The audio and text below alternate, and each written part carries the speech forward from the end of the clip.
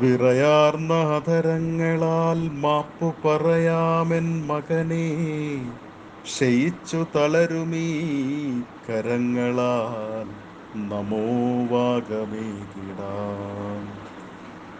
മലരേ, ഇനി മാപ്പിരന്നിട്ടെന്തു കാര്യമെന്തെന്നൻ മനം ചോദിക്കുന്നു.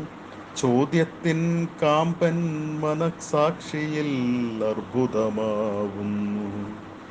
രക്ഷകാംക്ഷിച്ചു നൊന്തു വിളിച്ച ദൈവങ്ങളും നിൻ നിഷ്കളങ്ക ചിത്തം കാണാതെ പോയല്ലോ. കുടുംബമെന്ന ദേവാലയത്തിൽ കുടികൊള്ളും മാതാപിതാക്കളാണെൻ ദൈവമെന്നു പലവരു പറഞ്ഞതും ഓർത്തൻ മനമിടറുന്നു. നിന്നിലെ പക്വതയും നിശാബോധവും ഓർക്കുമ്പോൾ നെഞ്ചിൽ കനലാഴിയുടെ ചൂടേറുന്നെൻ മുത്തേ.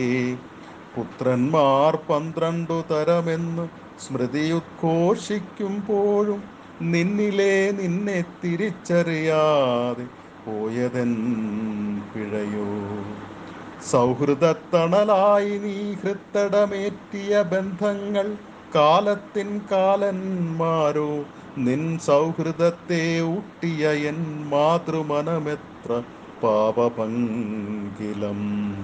നിൻ സൗഖ്യത്തിൻ മറുവാക്കായി നിൻ സൗഹൃദത്തെ കണ്ടതുമെൻ തെറ്റ്. ഇനിയുമൊരമ്മയ്ക്കും ഈ ദുർഗതിയേകല്ലയൻ പ്രപഞ്ചനാഥ.